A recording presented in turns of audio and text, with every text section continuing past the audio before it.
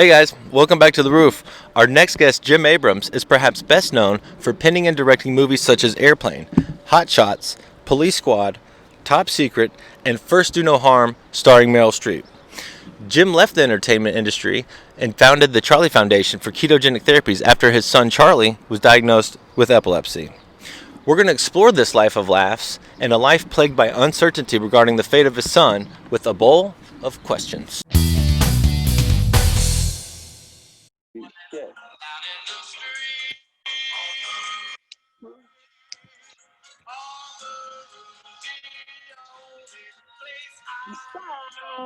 Yeah. Whoa.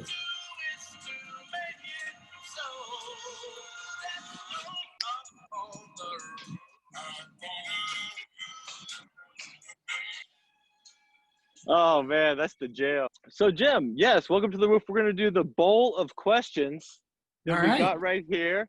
5 questions have to do with epilepsy. 5 have nothing to do with epilepsy. And then you run out of hands. And then I run out of hands, and I have to ask with my toes. But then I Right. included some special in honor of Airplane 40th anniversary questions. Let's see if you Nice. can find. Yeah, let's see if you can figure out which one those. I think I can remember that far back. Yeah. Well, I guess we'll get right into it. What day of the week, if any, is the right day to stop sniffing glue? Yeah. I guess when you're right before you jump out of the tower. It's funny because we get that or reference that joke from Airplane a lot. My favorite joke from Airplane is when the pilot and the and the doctor are talking, and the doctor says to the pilot, "Captain, how soon can we land?" And the captain says, "I can't tell." And the doctor says, "You can tell me, I'm a doctor." And at the time we wrote that joke, we had no idea it was just a joke. But as life has gone on, what I found is there really is something to medical arrogance, and that is something to keep a lookout for. And if you explain Charlie's story, of course you'll know what I'm talking about. You're right. It's that blind trust. Trust me, I'm a doctor. How could I be wrong? Exactly so. Yeah. Exactly so. And especially in a field like epilepsy, where most of the epileptologists and neurologists I've talked to will say that after the failure of a couple drugs, it's like 80% art and 20% science. Wow. Yeah. Run that up the flagpole sometime and see if anybody contradicts that. They won't. We'll run it up the flagpole. So as a parent, question 2. Yeah.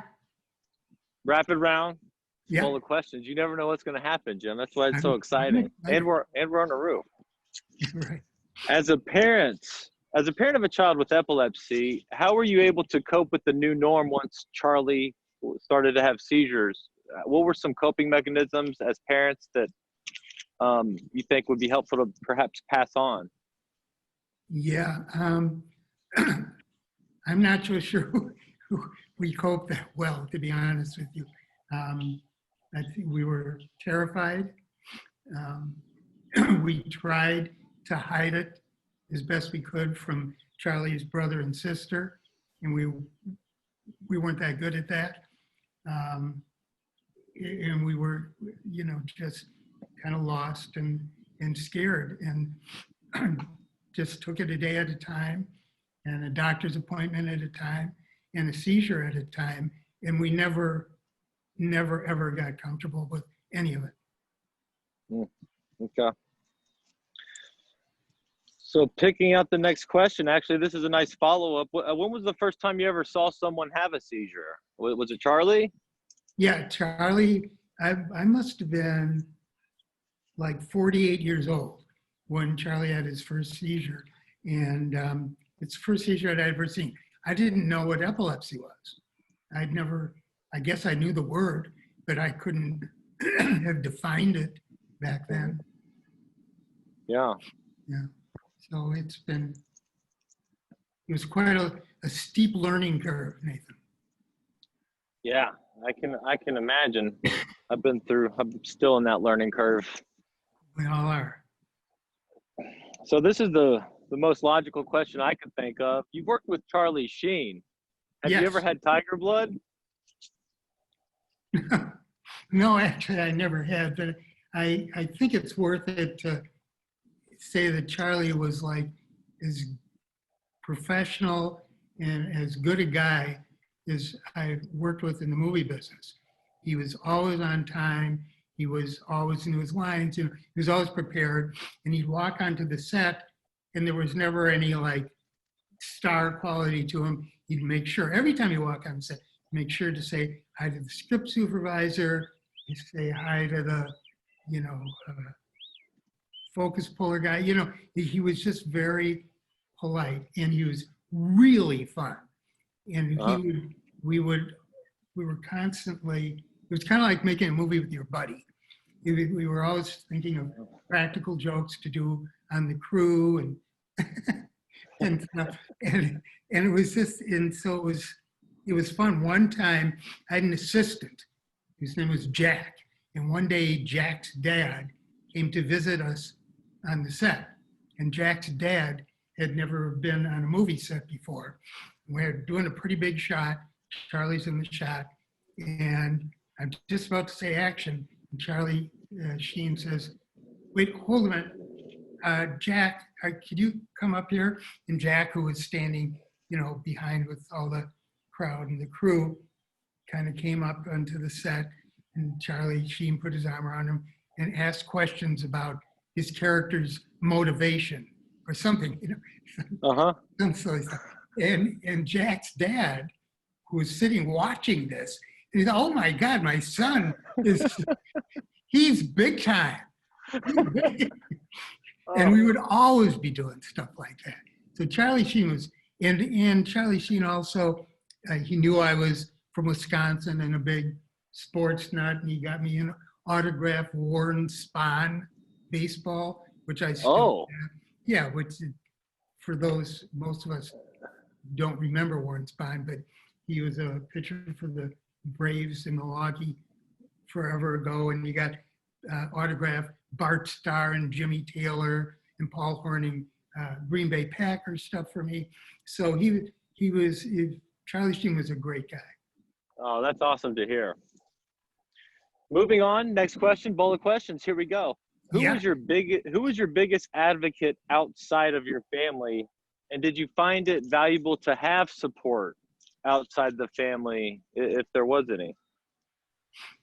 Well, yeah, sure, we would have found it valuable, but there was none. And nor was there really much within the medical community. I mean, when I finally learned about the ketogenic diet, I have a friend who's a doctor, and all the doctors, the neurologists, and all the medical people we knew tried to talk us out of the diet. And this one friend of mine said, if you try this diet for Charlie's epilepsy, it will change his metabolism, and there could be something in that. And other than that, I don't remember any kind of positive reinforcement. As a matter of fact, my attorney, back in those days, we officed with my attorney, and my attorney obviously knew what we were going through. He knew Charlie had really bad epilepsy, but he never said anything to me. And then one day, Nancy took Charlie to see our pediatric neurologist at UCLA and ran into my attorney's wife and their son, who had epilepsy. So the point is, my attorney, who I knew and was friendly with and liked back then, never reached out, never offered any support, never offered any advice. He didn't even acknowledge that his son had epilepsy. And that's back then anyway, we felt incredibly isolated, and that was, I don't know if things are better today or not. Was you think he was just so devastated, or was there a stigma? No, I that think it made- was, no, I think it was about stigma. I mean, Yeah. epilepsy, as you know, comes with thousands of years of stigma. And Yep. he was, I think he didn't want his son subjected to that stigma. That's what I think. He wasn't my attorney for long after that. the story gets better. Yeah, yeah. Yeah. Okay. So Jim, Yes, sir. favorite musician. Who's your favorite musician?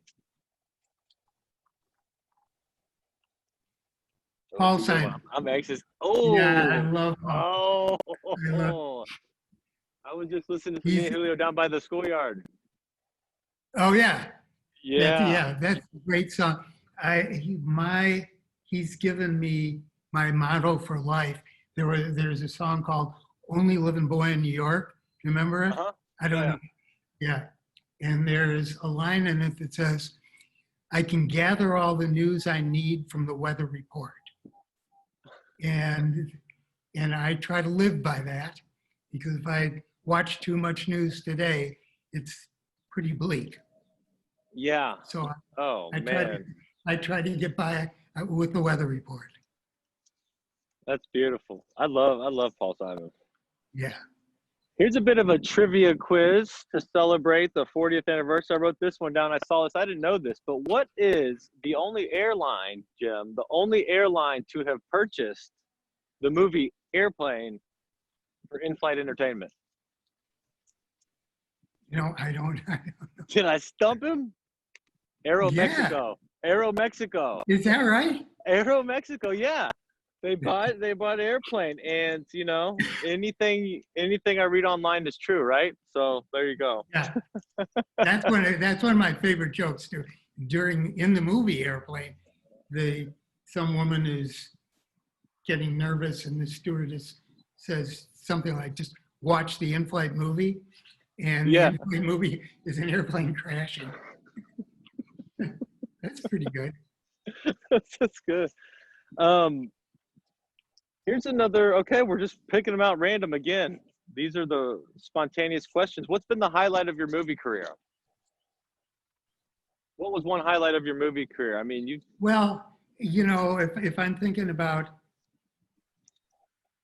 there's great stories and I learned from every movie I worked on, but there was nothing in my movie career that came close to writing my own deepest, most passionate feelings and have Meryl Streep say the words, which happened in First Do No Harm.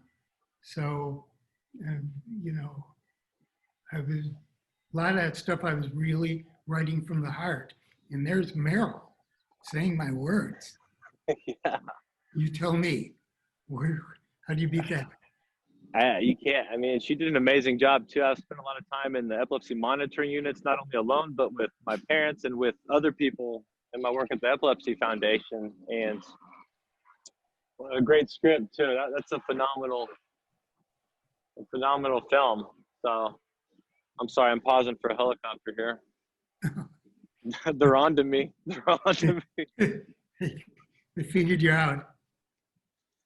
So Jim, on a more serious note, Yeah. have you ever seen a grown man naked? Okay, we'll pass that one up. Okay, how did Charlie's brother and sister handle the diagnosis with Charlie? I know Joe. We've spoken with them. What were some? I know there's going to be a lot of siblings watching this. Well, I'm glad you asked that question. Yeah. And to be honest, with the Charlie Foundation's been up and running for 27 years, and the only time we varied at all from just strict information about the ketogenic diet is to talk to siblings. And because I believe that siblings are one of the great missed causes in the whole gamut of epilepsy. I think what happens, and that Joseph, Charlie's older brother, has spoken to support groups for siblings. I think that what happens is Joseph and Jamie were like 7 and 8 when Charlie got sick, when Charlie was 1. And the emotions were overwhelming, and they didn't know how to deal with them. They were scared. They saw how scared Nancy and I were, and fragile Nancy and I were. So they didn't want to bother us with whatever might be on their mind. They were, I think in Joseph's case, he was embarrassed that his friends would see a seizure. And so there's also this kind of loneliness and a lot of negative thought. Joseph eventually, when he grew up, said, how could I hate someone I love for having a disease he can't control? And I think lots of siblings feel that way. And so I think it's important for parents and stuff to spend it. The other aspect of it is Nancy and I were so focused on Charlie that the other 2 kids didn't get nearly the attention or the focus they were used to. So it's really hard on siblings, and they have all sorts of confused emotions, and then they blanket it all. And I've seen this too many times, and I've watched Joseph talk to too many sibling groups to know this is true, that they blanket it all with guilt.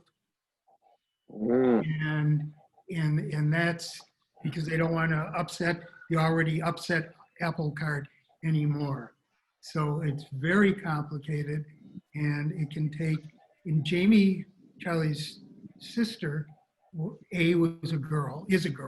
So, and I think girls tend to understand feelings and start to deal with feelings much earlier and better than guys. I don't think we start to even know we have feelings till we get close to 30 or something. So Joseph was really lost, and it took him years really to figure it out. Well, he's a powerful speaker on the subject. I've had the honor of hearing him. So we are down to a couple questions here on this installment of a bowl of questions from up on the roof off the wall. Do you like movies about gladiators? Shout out Airplane. Do you really though? Do you? I mean, seriously, might as well talk about it. Yeah, do I like movies about gladiators? Love them. Yeah. The best, right? Just amazing. Okay, yeah, I mean, the whole idea was the Airplane was inspired by a movie called 0 Hour, which was a 1957 melodrama starring Dana Andrews, Linda Darnell, and starring Hayden. And we pretty much knocked off 0 Hour and just added jokes. So the original deal about the little boy coming up into the cockpit was in 0 Hour. We just decided to make the pilot a little weird. Yeah, noted. Okay, Jim, last and final question. Are you ready? Yes, sir. Can epilepsy be cured? Well, I would have to say that the answer is absolutely. And Charlie is one example. Charlie has now was on the diet for 5 years. I think he came off the diet when he was about 6 years old. He's never had another seizure. He's never taken another anti-epileptic drug.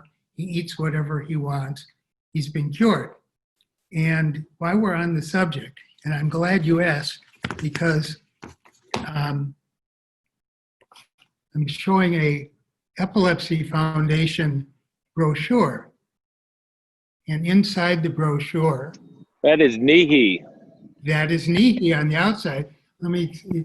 In Nihi, as Nathan and I. Oh, sorry. You okay? Yeah, firecracker. Oh. And Nihi, this boy here, as Nathan and I both know, was cured by the ketogenic diet. Nonetheless, on this Epilepsy Foundation handout, which says end epilepsy, it says there are no cures. I don't know if you can, yeah, there are no cures. And yet here was this boy on the front of the handout that says end epilepsy, who was cured by the diet.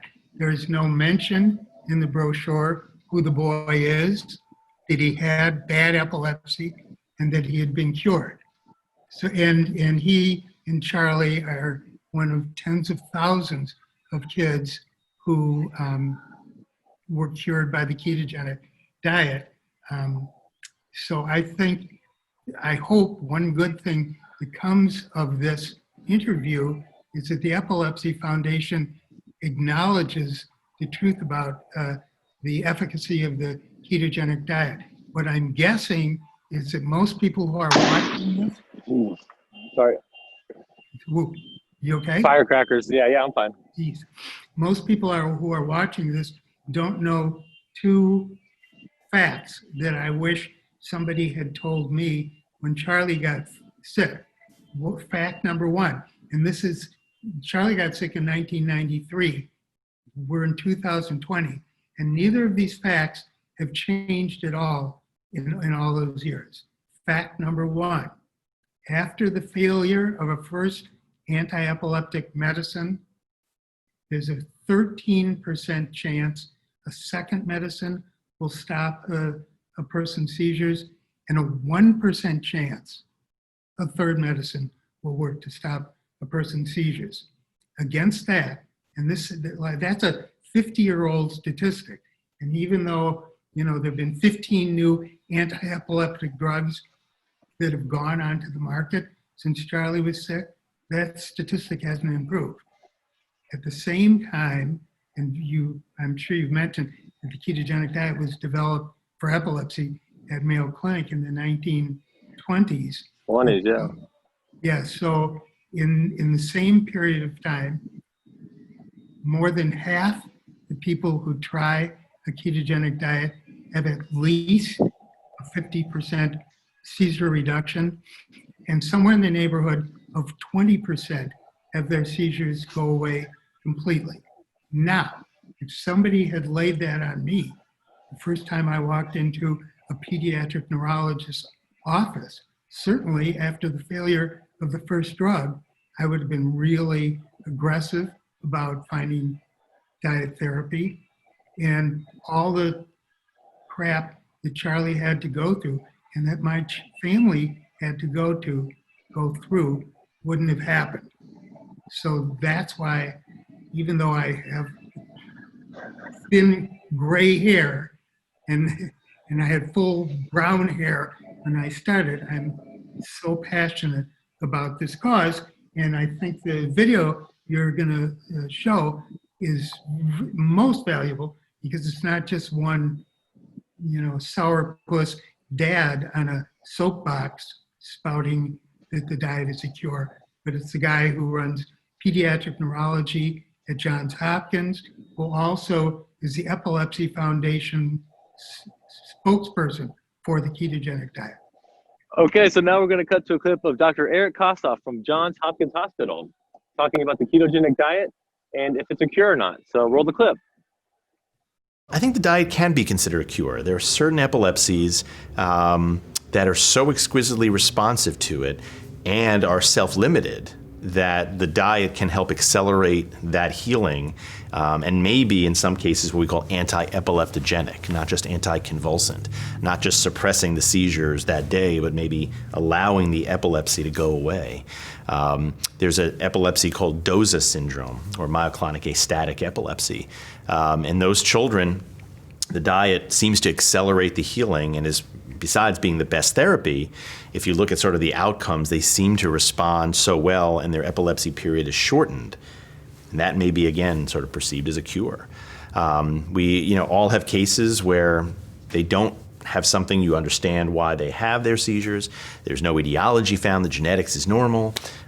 Charlie may have probably been one like that. And you say, we just don't know why it's happening. And the diet seems to accelerate the healing. Now, Could you argue maybe it was going to go away anyway? Hard to attribute that when they've failed multiple medications and things are not going correctly. But difficult to prove. It's one of those theories we all have that see these children, cured. And sure, you can argue and be a cynic and say maybe it would have gone away anyway. But the diet seems to have some benefit in terms of making that healing at least go faster. Cure is an interesting word, but we see that. And I see children I took care of when they were much younger, and their epilepsy's gone away, and now they're doing wonderfully, and no more seizures for years. My hope is that lots of your viewers see this and learn about the diet and get to the diet earlier than they otherwise might. I mean, today there are published medical guidelines written by Dr. Kossoff and many of the very highly respected pediatric neurologists and epileptologists from around the world that say after the failure of 2 medicines, the ketogenic diet should be strongly considered regardless of age or gender. And in the case of certain epilepsy conditions, it should be considered earlier. And that's important. I wish somebody had told me that 27 years ago, and I hope everybody who's watching today gets the message too.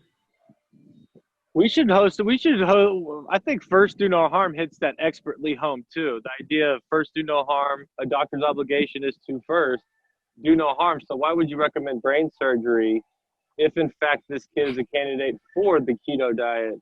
Right. And by the way, like the medical consensus guidelines say, a person is a candidate for the ketogenic diet after 2 or maybe just 1 medicine has failed.